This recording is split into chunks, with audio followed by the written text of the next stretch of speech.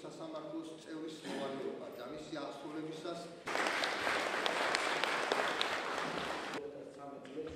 რომელსაც მინიმალურად ყოველთვის გვახსოვს, იმიტომ რომ აქ შეკრებილ და უმრავლესობას დამცველი საქართველოს კონსტიტუციისა, საქართველოს კანონებისა, ზოგადად შემიძლია და ვაკეთებთ ამის მაქსიმუმს. სოგნაში, გამოცდილებაში,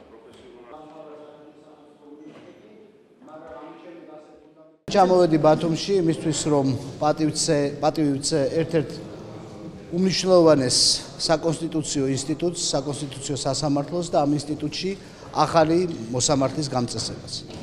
მე ულოცავ ბატონ მერაბ ტურავას ამ უმნიშვნელოვანეს თანამდებობას და მიმაჩნია რომ ის როლი რომელსაც საკონსტიტუციო სასამართლო თამაშობს ქვეყნის გამართულ ფუნქციონირებაში კიდევ უფრო გაღრმავდება მისი მონაწილეობით ამ უმნიშვნელოვანეს სტრუქტურაში.